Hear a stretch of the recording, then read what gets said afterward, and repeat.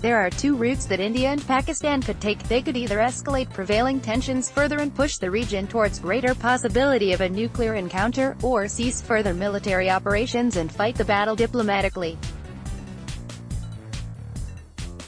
This is because both countries have had their share of chest-thumping and victory to claim in the eyes of domestic audience. The Indian Air Force scrambled jets and allegedly hit a terrorist training camp inside Pakistan. The neighbouring nation, on the other hand, shot down an intruding IAF aircraft inside Pakistan, allowing the military to restore its reputation in the eyes of its audience. Since the Balakot incident, people in Pakistan, including in the military circles, were pointing fingers at the armed forces and their capacity to defend the country. Now, with the shooting down of the IAF aircraft and detaining the pilot to back the claim, the pressure has released. Lies at the bottom of the present cycle of tension is the struggle of both sides to readjust the threshold.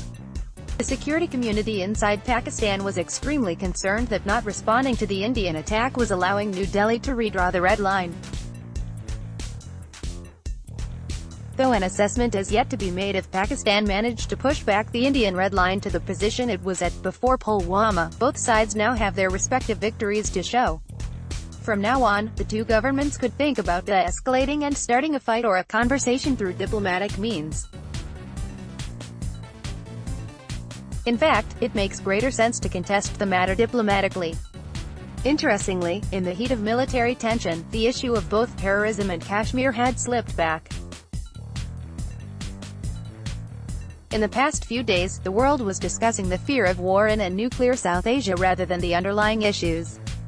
It is only after de-escalation that the conversation may start in Pakistan regarding Jaish-e-Mohammed and other jihadi groups that are based inside the country.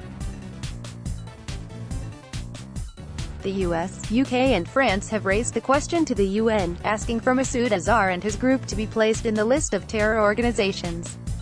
Obviously, there is frantic activity by both sides in trying to convince the world of their position. Inside Pakistan, a conversation will only begin if any shift in GEM's status occurs at the international level. Representational image. Reuters. Thus far, the organization remains hidden from most public eyes. Unlike the Lashkar-e-Taiba, the Jaish did not get involved extensively in welfare activities. It did not even engage with the stated policy of co-option, according to which jihadi outfits could mainstream themselves by becoming part of the electoral process. Jaish-e-Mohammed has been very clear about its objective of jihad outside Pakistan. Even within the city of Bahawalpur where it is based, it tends to not draw much attention of ordinary folk until people put their ear to the ground and hear the chatter. People in the immediate neighborhood of the GEM headquarters sense the power of the organization and nominally abide by its rules like not playing music, etc. They were not moved or disturbed even after the attack in Uri. They are likely to remain there until some international pressure comes into play. The official Pakistani position remains that the Jaish infrastructure in Bahawalpur is dedicated to imparting religious education. In the coming days, the government may even facilitate more visits to the madrasa by local or foreign journalists to prove the point. The Federal Information Minister even claimed that GEM itself had no presence except for the two seminaries, Madrasa Sabir and Madrasa Subhanallah. The minister made no mention of Markaz Usman Ali that has been the organizational nerve center since its creation in March 2000. But referring to India-Pakistan tensions, it is still not clear if the prospective de-escalation that seems to involve the help of foreign players is based on the precondition of Jaish being declared a terrorist organization, or the two countries will go to the drawing board again, trying to negotiate from their particular perspectives. Pakistan would like to draw attention towards what it considers as the core problem, Kashmir. While the international community appreciates the dire conditions of the Kashmiri people and human rights violations in the valley, there appears to be little sympathy for organized terror as pushing the case.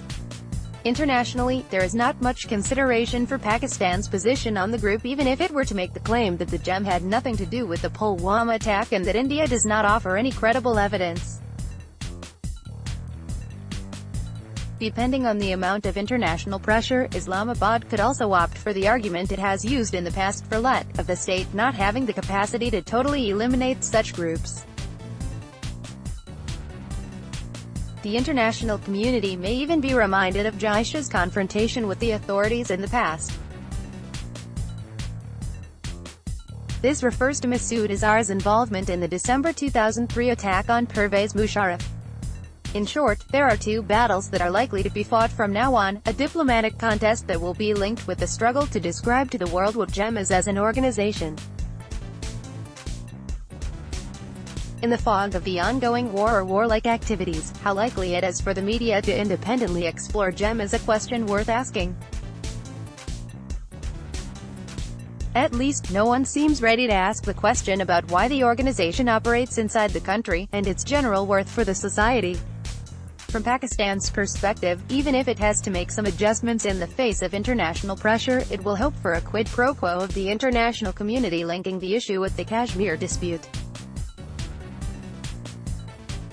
At least, this is what Pakistan's Prime Minister Imran Khan has said repeatedly. First Post is now on WhatsApp. For the latest analysis, commentary and news updates, sign up for our WhatsApp services. Just go to firstpost.com/WhatsApp and hit the subscribe button.